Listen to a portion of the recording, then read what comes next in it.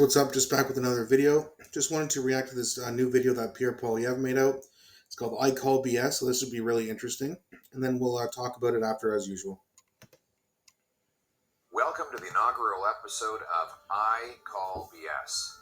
Today's subject is housing and Trudeau's latest excuse for doubling your rent and mortgage payments. You'll never believe who he's blaming this time.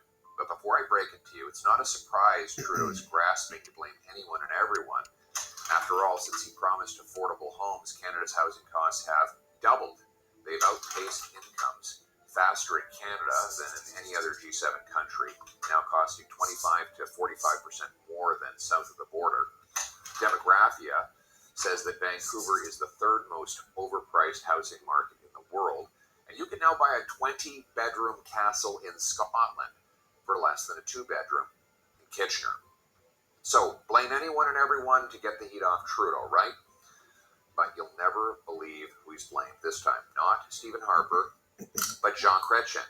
Yes, that is Jean Chrétien, the former Liberal Prime Minister. Here's what Trudeau's housing minister said. And I should, to be fair, point to the cuts that were made in the early 90s under a Liberal government that actually discontinued investment in affordable housing for low-income Canadians. Now, it is true that in 1995, the Liberal government of Jean Chrétien canceled a lot of housing programs to save money and fight the debt crisis left behind by Pierre Trudeau. So can we blame the Chrétien government from the mid-90s for doubling housing costs over the last 8 years? Well, let's check out the data. Here's the RBC Housing Affordability Chart, which measures home ownership costs as a percentage of median household income. Simply put, it's the share of the average family's pre-tax paycheck needed to make monthly payments on the average home. If indeed Jean Chrétien's cuts to these federal housing programs really are to blame for today's problems, you'd expect the graph to look like this, with a sudden rise in housing costs right when the cuts took place, or at least like this, with a gradual worsening of affordability starting right after the cuts. But the graph shows no such thing. Here's what the graph actually looks like. Instead, housing affordability actually improved after Chrétien's spending cuts and then remained stable for 13 years before a brief jump towards the beginning of the U.S. housing crisis. And then again, housing costs moderated back to their long-term average by 2015, a full 20 years after Chrétien canceled these programs. Now, here in the chart, you see the time when I was housing minister, when it took about 38% of the average family's paycheck to make payments on the average home. Now enter Justin Trudeau. We need real change in affordable housing. He promised to bring back the federal housing programs that Jean Chrétien had canceled. The federal government is not only back in housing, but we're here to stay. And he did. The Trudeau government brought back in $89 billion of so-called affordable housing programs in Ottawa. Now, you'd expect if these programs were effective that there would be a drop in housing costs after the spending began. So what are the results of all this spending? Well, housing costs shot up. In fact, they've become less affordable than in the entire recorded history of the Royal Bank's measure. Never before has the average Canadian family had to spend 62% of their monthly tax income That is insane. just to make monthly payments on the average home. And that's why, after 8 years of Trudeau, roughly 26% of Canadians are the only ones who can afford a single family home. So when Trudeau ministers blame a decision from 30 years ago for a problem that only began in 2015, I call BS. Now this is important because if we accept the falsehood that ending federal housing programs caused the problem, we might be tricked into thinking that bringing them back is the solution. It is not, as proven by the fact that housing affordability improved when the programs were eliminated and worsened at the fastest pace ever when the Trudeau government brought them back. Why? Because these programs build bureaucracy and not homes. So now you must pay more to buy or rent, and you must pay more on your taxes for housing programs that only make the problem worse. It's bad to fail. It's even worse to fail expensively. You see, we don't need scapegoats or excuses or more government programs. We need my common sense plan that builds homes, not bureaucracy.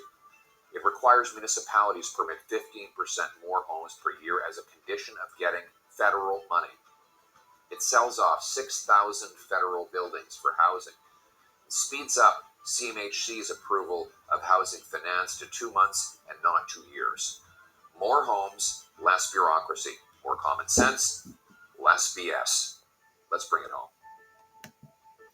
So the first thing I want to say is I really hope that this is not the first and only episode of I Call BS. I hope, I hope this is a daily thing, or if not a weekly thing, because I really enjoyed that video. I love the way he kind of shown the history of the Canadian housing market. 38% is still, not a great number. It'd be perfect around somewhere between 25 and 30, but hey, let's at least just get it down back into the 30s before we start moving in that direction. 62% is unaffordable.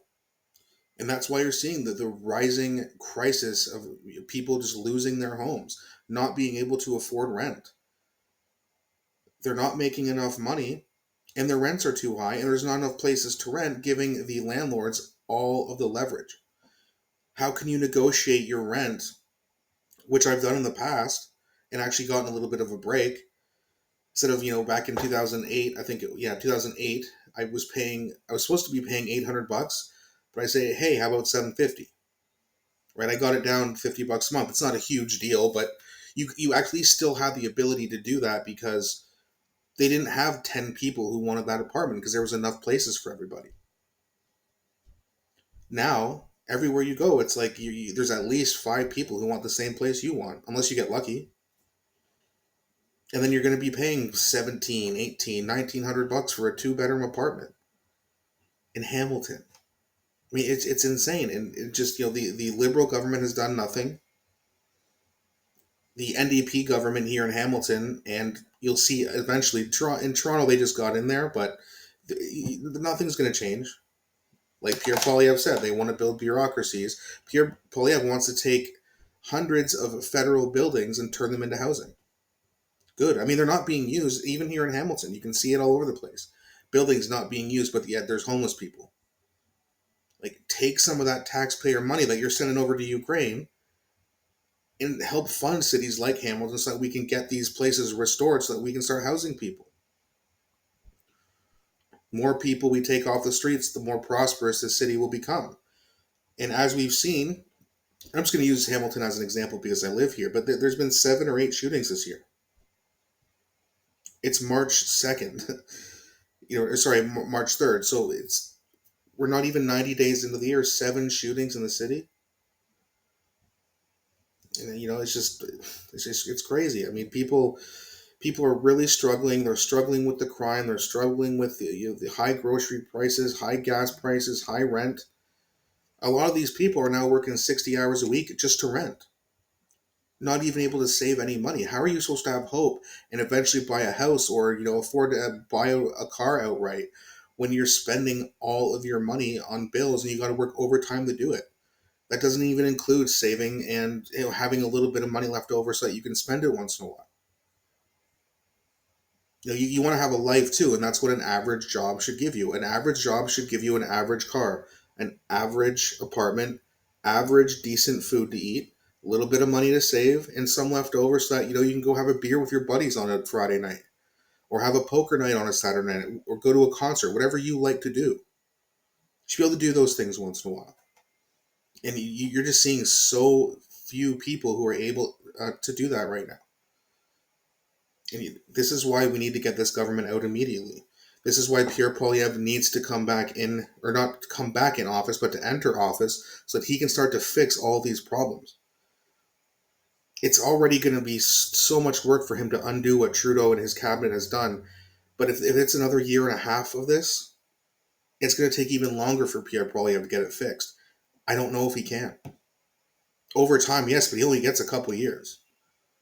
Right? Like, let's be honest. If Pierre Poilievre doesn't act quickly, and improve things very quickly, the NDP and the Liberals will likely come together and force a vote of non-confidence. And if the Bloc joins them, well, I mean, it would depend how many seats the Conservatives get, to be fair. If there's a supermajority, like 200, 220 seats, I don't know if they'd have enough to do it.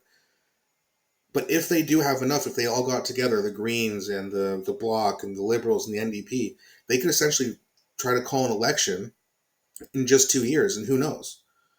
Right? People might get sick and tired of Pierre Poilievre way faster than they should. It might take a lot more than 2 years to fix this. So, I hope that, we do give Pierre Poilievre the amount of time he needs. Hopefully it's within a couple of years where you really start to see, rent prices, steady out and then drop. Then grocery prices come down, and then it's like, oh, hey, I can not work overtime just to afford a basic life. I can work overtime and save more money now.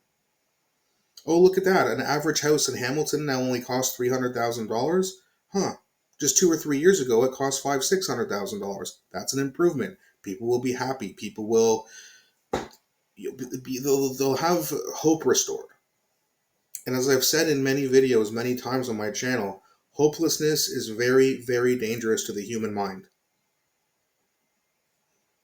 If you do not suffer from mental health issues as of now, good. But if you think that you're clear and free of it, there's very, very few people who have a strong enough mind to never have to deal with those things. And the more hopeless the average person becomes, as you're seeing now, the more mental health issues you're having, as you're seeing now. I'm telling you 100% it correlates, because hopelessness causes an immense amount of stress. Stress causes inflation on your brain. That's where depression comes from. You're eating crappier foods. Your body's not processing it. Your insulin's going up and down like this, causing more inflammation. That's where anxiety comes from a lot of the time. Right? So the cheaper things are, the more that we can do with our money, the better we can eat, the better we have, the more we have hope, the less we have to worry. It's better for everybody, except for the people who are the elitists and want more and more and more, and want us to have less and less and less. That's why 2% of the people control 98% of the money. That didn't happen on purpose. It didn't happen on accident. It happened on purpose. They're trying to take everything for themselves and leave us with nothing. They don't care about the middle class or the poor class. You need somebody who is at least, Pierre Poilievre might end up not being the populist conservative that everyone thinks he is. Maybe he doesn't care about us either, but we gotta give him a chance, because Trudeau clearly doesn't care. He wants to freeze bank accounts, declare emergency acts for bullshit reasons. He wants to censor online hate speech. It's crazy. He wants everything censored if you don't agree with him. Trudeau is a communist dictator wannabe. Pierre Poilievre is not, so hopefully he can win the next election, and hopefully the election is soon, and hopefully we can, make Canada a great country again.